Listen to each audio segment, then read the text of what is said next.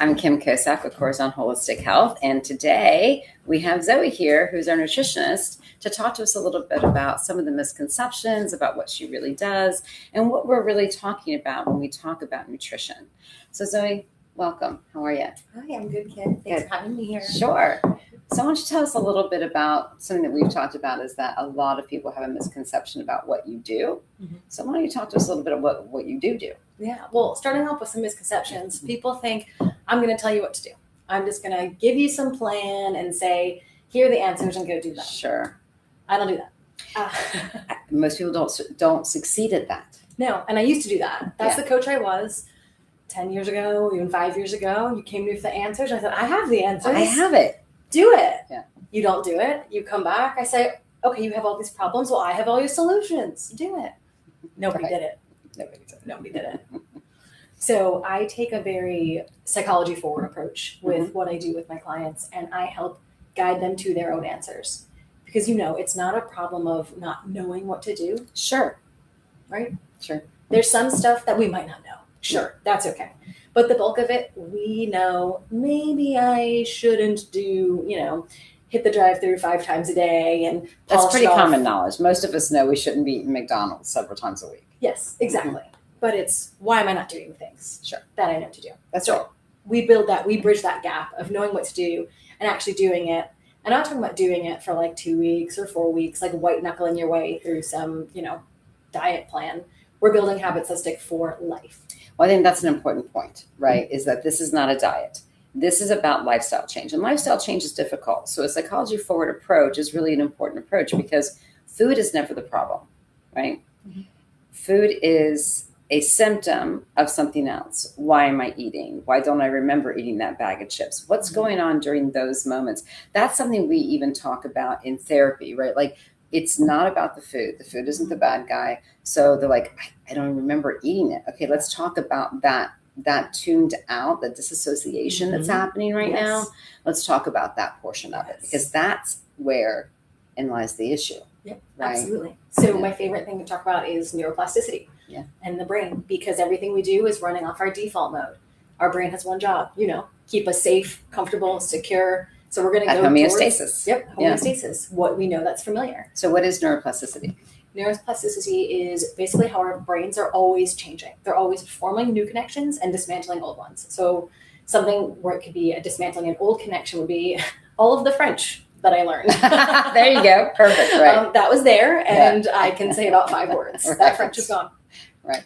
Well, neuroplasticity should be continuing to happen. Mm-hmm. This is where we take on new things, learn new things, and in that growth. It can atrophy, but we don't want it to do that. Yep. We want it to continue to grow and build new connections and new understandings and actually defuse some old things that aren't real. Absolutely. Right. Absolutely. So once we get to learn why our brain does the things that it does, why I'm coming home and going right into the pantry as soon as I walk in the door, why that's become my habit, why Starbucks breakfast is happening every single day. It's not just that you have no time, that you're so busy, whatever, you tell yourself, is that it's become part of your default mode. Yeah. And there was a time in life where it wasn't the default mode. Right. So you get to build that back. And what do we talk about a lot of times is, what we talk about in therapy a lot of times is, but I'm too tired, right? So this is a vicious cycle. Yeah.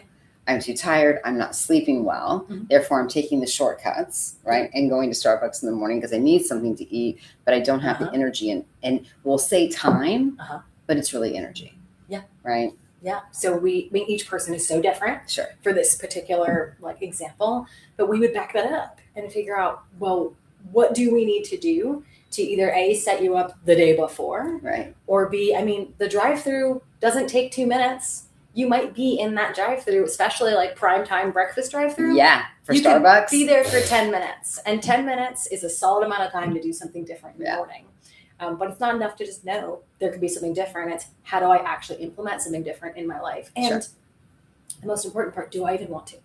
Do I want to? That's a huge one. Yeah. I want the results, but do I want to make the change? And those are 2 different things. Yeah, absolutely. So it's working a lot on that ambivalence of I want this, but I also want that. And how do we get that balance, that decisional balance higher towards the person that you want to become? Sure. And there's dopamine that we get from eating certain foods. Sure. Right? it's a feel good. It can become, people say, an addiction or disordered eating, right? And part of that is we are getting a boost from something, right? It feels good in the moment. We can't deny that that's true. True. When we have chocolate cake, it feels good in the moment, right? But then do we spiral into a guilt and a shame process? And I mean, so where does that happen, right? So it's very complicated in the way that people have a relationship with food and what that looks like. Yes. And that's one of my specialties, actually, is working through the relationship with food side of things, because it's starting to be ingrained before you even know. Right. It starts when you're a child and you fall down and your parent says, here's a lollipop that'll help you feel better. That's right. Here's your treat. Here's your treat. Here's your reward. Yeah. That's right. If you eat all your dinner, likes rewards. Right? If you eat all your dinner, now you can be rewarded with this dessert. That's right. So we're taught that food is doing something to soothe us. And a lot of us take that into life. So it makes sense that you get stressed nowadays. And the first thing you want is the Ben and Jerry's. It is, whatever that thing is that lights you up. And we can build in other things, because often it comes back to, I just don't have another way to regulate my emotions. Yeah. Right. So not to say we're going to start crocheting and suddenly that feels as good as the cake. It doesn't. I'm not going to lie and say crocheting and cake are equal. It doesn't. Yeah. And at the same time, it gives you more pathways. Yeah. And it's not an immediate fix, right? So when I'm eating something, I get this immediate reward, right? Then I may get the shame and guilt spiral, but I get the immediate reward. Other things that we're doing to change these habits don't necessarily have that immediate reward, right? They don't. And it's amazing what a pause can do between the desire to do something and what comes next, whether you do it or don't. So I actually had an interesting client scenario that I was just talking to recently. She had ordered DoorDash and accidentally sent it to the wrong address. Oh, no. So she goes home, and then she realizes she gets home, wait, I have food at home. Why'd I do that? I don't want the DoorDash. I don't need the DoorDash. She called, she actually got it to go back to her actual house. It comes and she's like, I don't even want that, because she had time to stop, pause, and assess. Like, wait, that's not the way I want to do this. I actually like this food. This is fine. So when we create that space to take a moment and assess what we're doing, you can still eat the food afterwards. Sure. It's not about whether you do or don't eat the food. It's, did I eat this food in a mindful way? Right. Or did I do it because it's my default mode, an emotional response, like whatever other reason you might go to the food? Yeah, I think it's also interesting. This morning I had a very early appointment, and typically I bring my lunch and I eat breakfast at home. But this morning I didn't, because I had a really early appointment. So I decided to go to this little cafe down the street and get some scrambled eggs and a piece of toast.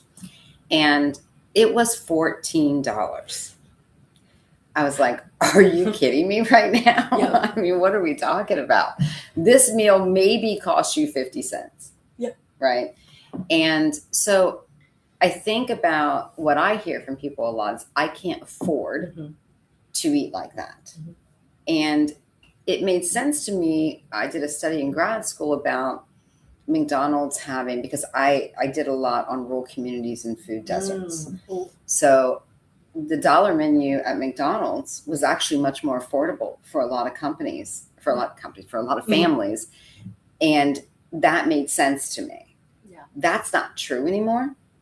And so it doesn't make sense to me anymore to say that it's more expensive to eat decent food and to cook at home than it is to eat out, because that's certainly not my experience. And especially in South Carolina, because they have a very high tax on fast food that other states don't have.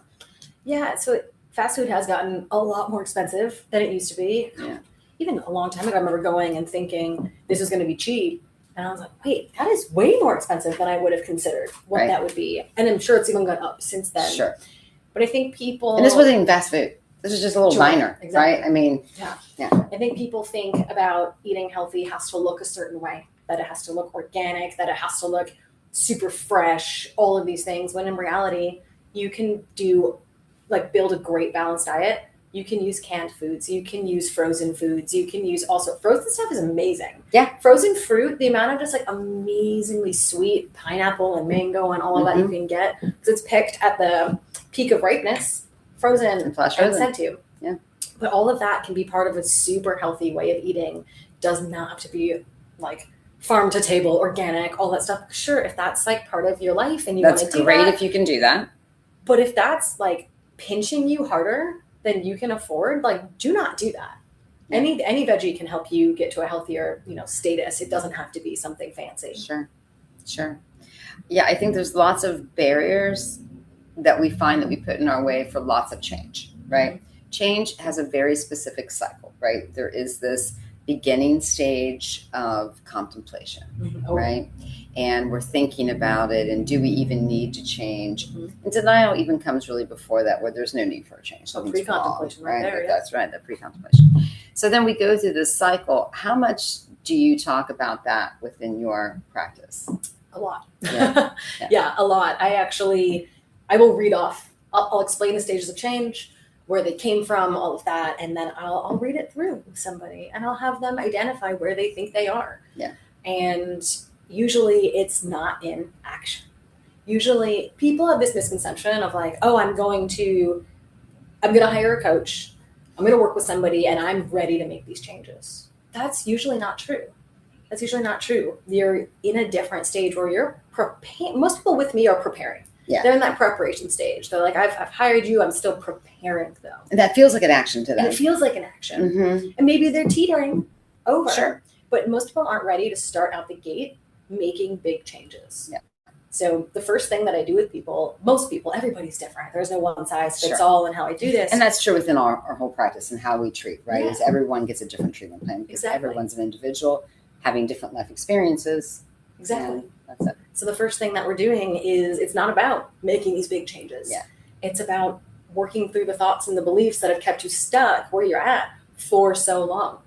It's untangling all the different diet culture messages you've been getting, social media messages, magazines, movies, all the things. Yeah. We're reworking all of that so that when we get to the actual, like, oh, let's work on some changes, now you're ready to do it. Okay. Yeah.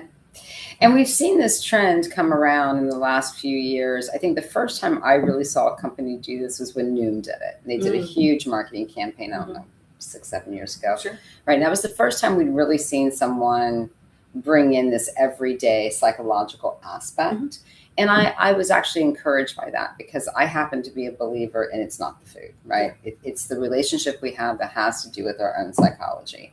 And what you're talking about with the pause is something that we use in substance use disorder, right? Disordered eating. These are all the things. And when we talk about making change, taking the pause is a big part. Sounds like something small, right? But it's actually a very big difference in that impulsiveness and how we react versus respond to stimuli, right? So I think that that's really important.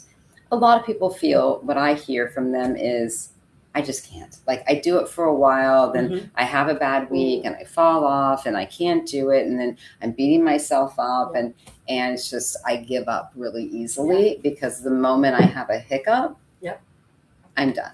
Absolutely. That's my other specialty there, is working through that all or nothing thinking.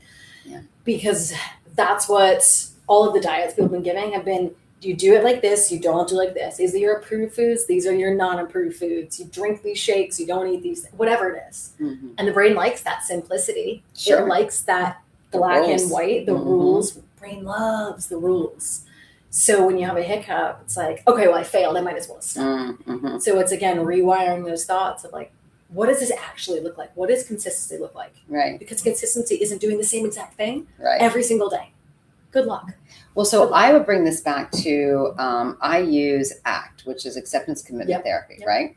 And so the goal of ACT is to have psychological flexibility. Yes. So consistency actually is being able to be psychologically flexible, not being rigid, being able to, in that moment, make a decision that aligns with your values. Absolutely. So the way that you're talking about this reminds me of acceptance commitment therapy a lot, in the way that we're coming back to our values and aligning with that. Well, I'm not surprised to hear you say that, because, well, I'm not like doing ACT with people. I'm not a therapist. We do talk about this. Yeah. We talk about ACT. We talk about your thoughts just being your thoughts and how to like diffuse yourself from your thoughts. That is a big part of the work that I do with people.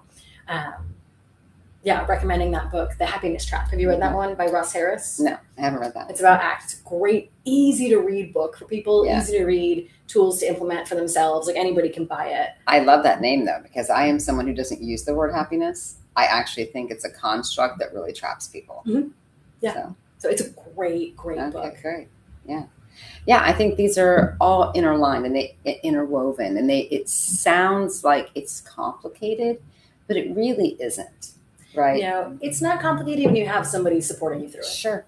It can sound like a lot on the surface, but when you actually have somebody breaking it down into manageable pieces every single week, it's not like here's 5,000 things that you need to Right. work on. It's like, cool, what's going on? Okay, what's like one or two things that you want to work on? Right. Again, it's not coming from me to you. It's coming from you, and then I help you get there. Yeah. So I think that's important. 'Cause I think a lot of people are like, oh, this is going to be such a big change. I got to wait till I'm not stressed. I got to wait till I got more time. I got to wait till this. I got to wait till that. Sound familiar to anyone? I mean, we've all done it with something, right? So when is a good time to make this kind of change? You have to want to do it, for one. So this can't come from somebody else pressuring you, or oh, that's a you big know. one, right? People making you feel shameful about your body or your eating or something like that. Yeah. So it has to come from you.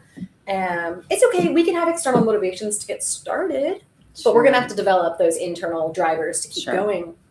But it's funny when I work with somebody and they're like, "Oh, I'm sorry, life is just so busy. It's usually not this crazy." I'm like, "Really though? Like really? Like does it ever actually get less crazy, or does the crazy change?" They're like, "Oh, I guess the crazy just changes." That's right. But when we implement little things into the chaos that your life already is, now it's easy to do it when life is easy. But the last thing I want is for somebody to come to me and say, my schedule is perfect for the next 6 months. I have no hiccups. It's going to be amazing. Like whatever it is. And then we create a great system, and then life gets crazy and you don't know how to handle it. Yeah. I failed you if that's what we do together. Well, you're exactly right. And this is true in therapy and everything that we do, right? Learning these skills and practicing them, life is going to keep lifing. Yes. It's going to keep throwing things at you, right? There's never going to be a perfect scenario. There's never going to be, there may be times of less stress, but there's not times of no stress. The world has demands. Bills need to be paid. You've got responsibilities with family and with friends and work. And I mean, all of that's still true, right? So how we then use them in times of more stress, that's where we see, to your point, that's where we see real growth in healing and alignment with our values. Right. And another thing I talk about a lot is your mindset around stress. Do you view it as enhancing, or do you view it as debilitating? Because depending on how you view it, two people can have the exact same scenario happen. They can. Two people can have, a sick kid, and one person is freaking out. Oh my goodness, I got to go to the doctors and blah, blah, blah. And the other person says, well, I get to spend more time with my kid today. I get to help my kid feel better, because the kid's not going to not be sick. Sure. It's just how you perceived what that did to your day and how you're going to go about it. Yeah, that's right. Yeah, I think that it is important to understand. People talk a lot about gratitude, right? And I do think it's important. They talk about self-love. They talk about these conceptual things. But what people say to me is, it's one thing to say that, but how do I get there? Like, how do I actually feel gratitude? How do I actually feel love for myself? How do I actually, and does that mean like, I think there's nothing wrong with me, or that everything in life, no matter, even if it's a tragedy, that I have to be grateful for this opportunity? Like, no, it doesn't mean that. No. Sometimes stuff sucks. Yeah. Right. And that's okay. Right. But there's usually things in our lives that we can be grateful for. And some of that is that we're breathing. Maybe someday that's the only thing you can come up with. I'm grateful that I'm breathing today so that I have another day to find gratitude or love or whatever it is in my next day. Right. So sometimes it might be that simple. But as we practice these things, right, and we say, what do I love about myself? Well, you know what? I love my feet. They're super cute and I love my feet. Maybe it's that simple, right? Maybe you're not like, oh, I have the perfect heart or the perfect job, or I love my face, or I love my hair. Maybe it's not that, right? But I can be grateful that I have 2 working legs, right? Maybe I'm grateful that I have 1 working leg. Maybe I'm grateful that my right hand is working and I can still write. There are ways to find gratitude, right? And I think changing that mindset, right, of how we're experiencing even a craving. I really want that chocolate cake, right? But I don't want more than 1 piece. I want, because I feel bad today. I want to feel better, so I want to do that, right? So you take the pause, and maybe you find some gratitude. Maybe you find, I'm really grateful that I have Zoe in my life to help me, support me through this. Because what we find with post-traumatic stress, people experience traumatic things. That doesn't mean everyone's getting post-traumatic stress disorder. Actually, people can get post-traumatic growth, which I think I've mentioned before because I don't think we talk enough about it. But this is where we actually learn from the experiences we're having, and we move forward in a more positive way where we're giving back and we're doing these things. So if I have a bump in the road today, maybe I've learned something about myself in that, right? Maybe it's not that I have to throw the baby out with the bathwater. Maybe it's, oh, what happened today that like this seemed harder than yesterday? Yeah. Was it my sleep?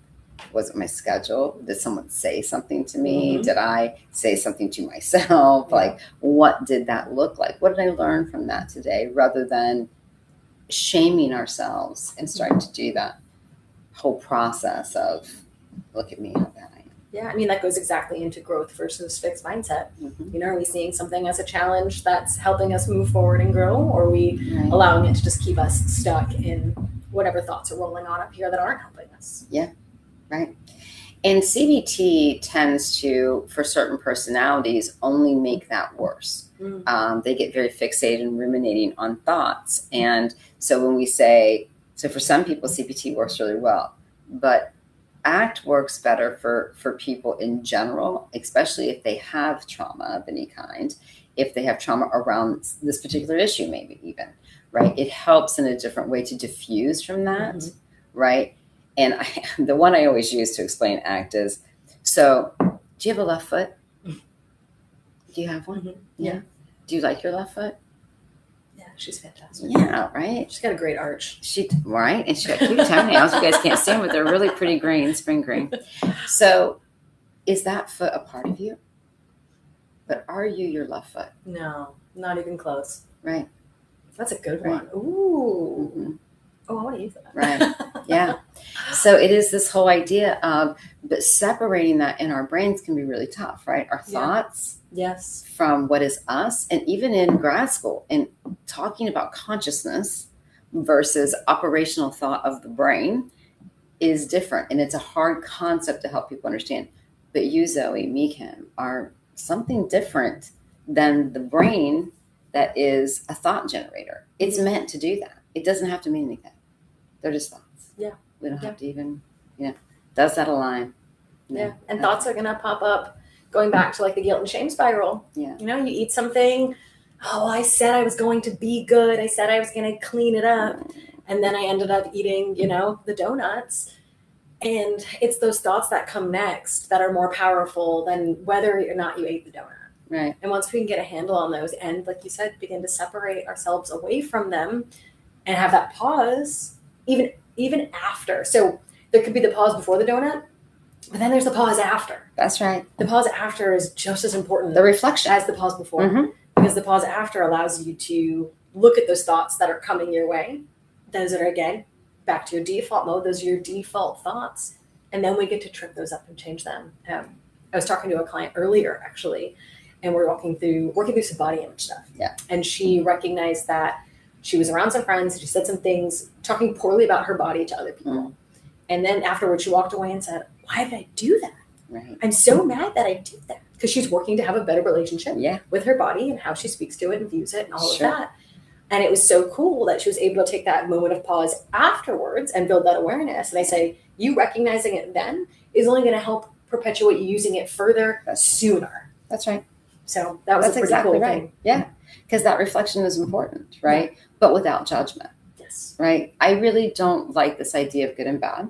Because there isn't good and bad. There is, and that's probably why, for lots of reasons, that I lean towards ACT for a lot of things that I work with people with. But partly it's because stepping back from that and seeing that isn't me. That's a brain operation that's happening, right? And so it happened. Why did it happen? How do I change that pathway? Because that's all that it really is a pathway. So how did that algorithm get built? And how can I change that algorithm, right? Yeah. So here's an interesting concept. I was listening to a podcast and the guy was talking about AI. Yeah. And something you can ask your AI. It says something and then you ask, what mask were you just wearing when you told me that answer? Like, oh, I was the cheerleader, or I was the this, or I was the that. And your AI is always using a mask when it talks to you. Yeah. And your brain can be doing the same thing. Absolutely. Your brain is wearing the mask of whatever it's saying at that point when it talks to you. That's right. That's right. And usually to get a need met. So the brain doesn't have a moral compass in that way, right? So you may have consciousness that has a moral compass, but your brain is trying to meet the needs of the body at whatever cost, right? So if your brain says, oh, we need more dopamine and chocolate cake's going to get us there, then we're going to have the chocolate cake. Until we say, no, there's other options besides chocolate cake. Maybe I'll go out and go for a walk, or maybe I'll do this, or maybe I'll do that, right? But the brain is just going to default to the simplest, easiest pathway to get its need met. Yeah. Think of it as a selfish little child, right? Absolutely. Who only sees itself in this equation. It doesn't think about the consequences. It doesn't think about your long-term health. It doesn't think about any of those things. It just thinks about getting its need met in the moment. Yeah. That's it. And it isn't a reflection on your morality, your will, your self-worth, your whatever it is that you tell yourself about how you have failed. It's just starting to understand what the brain's doing and what it means and what it doesn't. It's not even operating from a place in your brain. The part of your brain that's driving you towards the chocolate cake in those moments isn't even your logical part of your brain. Nope. It's the brain that is the stress center. It's, hey, I want this and I want it now and I'm going to do it. You're thinking up here. You're not even thinking up here. This is where your goals live, your logical decisions. Like, we got to shake it out to get to here if you want to do something different. And that's where that pause helps you do. That's right. Yeah. That's right. As I say, it seems like such a simple concept, but it actually has a lot to do with the states that your brain is in, and even how fight or flight impacts that, right? And so you might be a person who stays in fight or flight more often than you think you do, right? That stress level, how are you viewing the world? Where is that? That is all part of that fight or flight stage. And so if you are in that sympathetic system and seeing the world through a lens of where the locus of control is everywhere else besides within you, or that you have this very negative view because you feel stressed all the time and it feels hopeless, that's going to impact how your brain operates and what part of your brain is helping you to make those decisions. Yeah, absolutely. Yeah. So being able to have all that awareness around what's going on, it can be so impactful. Yeah, for sure. Yeah. For sure. So what do you recommend that people do? Like, what's the first step to doing something different or reaching out to someone like you, hopefully you? So the first step to doing something different, it's building awareness. That's the first step. You have to be aware that you want to do something different or something could change or, whatever that is. We have to build awareness. But the first step to reaching out to me, I start with a free 15-minute phone call with everybody. Awesome. Get to learn a little bit about you and then go from there. Yeah. I think one of the things that I find really refreshing about you is that there isn't this judgment piece, right? This isn't about you're not doing the right thing. You're failing at this. You have to follow this program or you're not going to get the results and then you're punished. Like, that's not the approach that you take. It doesn't work long term. No. And tell us a little bit about your education with motivation and how that's impacted your practice. So I started off, let's go to the beginning. Okay. I started off as a personal trainer and thought I knew everything, right? As we do. I have it all. Yeah. And then I got into nutrition and then I was like, oh, I have it all for real now. For real. For real. And then that was not the case. And then I finally did a really, really impactful certification.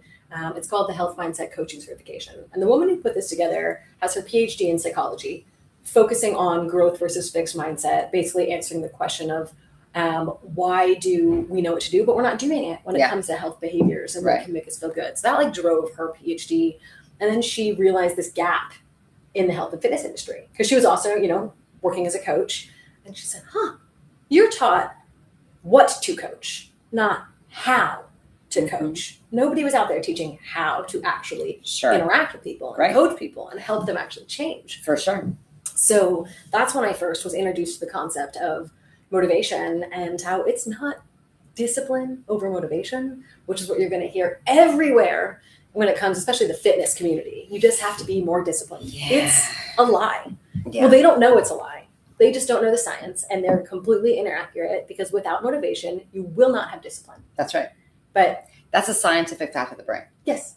You need motivation to have discipline, but people, when they hear motivation, they think of, oh, I just woke up feeling motivated today. Yeah. That's fleeting, as we know. That's the kind that doesn't stick around. Yeah. But there's a whole spectrum of motivation. We have everything from extrinsic or external, where it's somebody made a comment, your doctor said you have to do this, you have a wedding coming up, a vacation coming up, all these other driving factors, which can get you started. Sure. And I'm not knocking it. Sure. It's just not going to be enough to keep you going when times get tough. The fear of dying is not enough, and people think that it will be. But if the doctor says this is wrong with you, that is usually not enough long-term motivation for change. Absolutely not.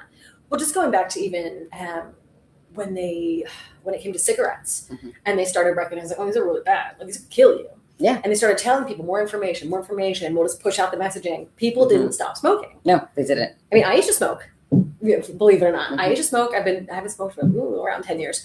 But I knew it was bad for me. I didn't care. That's not enough. But circling back to motivation, there's a whole, spectrum of it, from external to internal and a bunch in between. Sure. But what I help people do is find that intrinsic motivation, and help them understand what it roots back to. Right. You have to value something. You have to enjoy something. That's why I'm not just going to tell you what to do. Right. Because you might not like that. You might not care about that. I could say Greek yogurt is the best breakfast, and you're like, oh, that's disgusting. Yeah, I'm not eating I'm breakfast. lactose and dairy tolerant, or I don't eat breakfast. So I got to help you figure out what you want to do. Right. Yeah, I think that's super important. And just your training and your approach makes you very different in the field. And there is something to having an accountability partner and having someone that is going to help you navigate this, right? Yeah. If it was that easy, we would all do it. I have people come into me all the time and say, I understand my trauma. Why am I having this physical response still to things that I understand? I know that that's what's happening, but your body hasn't got the message. Your nervous system hasn't gotten the message. Changes in behaviors. Because often what I always say to people is, people aren't really that interested in what your trauma was. What they want to know is why and how you've come to a different place. That's what they want to know, right? Because everybody has a story. Everybody has trauma. Everybody has things that have affected their life. Very few people do not. And the difference is, how do I get to somewhere different? Because we need to understand how the things that we've experienced impact our brain, our algorithms, and the way that we think, right? And how do we then modify that in a more permanent way? Absolutely. And that's just where having really strategic questions helps people uncover all of that. Yeah. I love that. So how long do you typically work with people? So I start at 6 months. That's the baseline, because when you look at, it comes from behavior change research, it can take up to 6 months for new behaviors to start feeling easier. I have worked with too many people at this. I don't know who created these 3 months, 4 months marks. I don't know who just made this up in in the fitness space. It's not what the science says. 90 days. It's ridiculous. And people were expecting, they're like, well, I signed up for 4 months. I should be there, wherever there is. I'm like, because it just happened to be what? It doesn't make any sense. So I do everything based off of that 6 month principle. And that's just the starting place. Yeah. Most people are with me for at least a year. And that year goes by way faster than people think it does. Right. But it takes time to rewire the way that we think and dismantle all of these beliefs that have been ingrained since we were little kids. That's right. So that's why I spend, at least 6 months. Yeah, that's the number that we've always used too, because that's what the science says, right? Yeah. It takes at least 6 months. People say, even if people stay, we have a very long retention rate here. And people say, what are you talking to people about in year 4, right? It actually doesn't really even get good until after year 1. Year 1, we're dealing with really like the low level stuff that was really life disrupting on a day-to-day basis, right? When we start to really get to the deeper origins of things, when we're seeing people at 4 years, is it because they're a mess? The answer is no. It's because we are partners in this and we're working through things and different things come up and you start to say, oh, wow, I was doing this and I was doing great. And then this happens. And so by year 4, we're not usually seeing them every week, right? We're seeing them for maintenance, right? Sure. So sometimes that's also the thing that helps keep us where we want to be. It's preventative, it's maintenance. It's not, which when we talk about the cycle of change, maintenance is important, right? We make these changes and then what, right? So I could see where having a long-term relationship would be very beneficial. Absolutely. Right? It's probably not as intense as it might be in the beginning. Sure. But as you go on, you say, well, now I'm getting older. My body's changing in this way. What are some things I could modify, or my lifestyle change in this way? Like, I could see that this is a relationship that you're building. Oh yeah. Right? More so than a transactional event. Oh yeah. No, we get close. Yeah. I love talking to my people. I love the work that I do. And it's not this, do these 5 things, go away. Yeah. No, it's like, and I'm here for them in between sessions too. So that's what sets me apart. It's not just, you check in with me on Tuesdays and then you gotta wait till Tuesday. It's like, if we talk on Tuesday, but you want to talk to me on Thursday, you want to send me a message, either you're struggling or you're excited about something or you have a question, I don't care.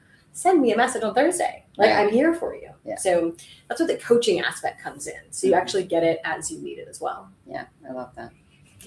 Well, I appreciate you joining us today. I think this is very fascinating stuff. If you guys are interested, and when you sign up for our membership, you do get a free consultation and some conversations around what this looks like. So please feel free to reach out and get in contact and at least talk to Zoe and see how this can help you. Maybe your goal isn't a big weight loss goal. Maybe your goal is, maybe you've started GLP-1 for some kind of reason and you need to understand how to eat in the ways that you need to on a GLP-1. That's a very new thing that's happening. And everybody has different things. Maybe you got a recent diagnosis of MS. Maybe you got a recent diagnosis of diabetes. There's lots of reasons why you need to understand how nutrition impacts how your body operates. And it's not a one size fits all. Everybody's got something different going on. Age matters. Time in your life matters. Maybe you're at the childbearing years and you have young children or you have babies. And what does that look like? There's a million reasons why you could use support. And so I encourage you to give us a call, get in touch with Zoe, and see how we can help support you. Because your gut health is very important to your mental health, and your mental health is very important to your overall health. So all of this is connected. Like I always say, this is whole body mental health. Thanks for joining us.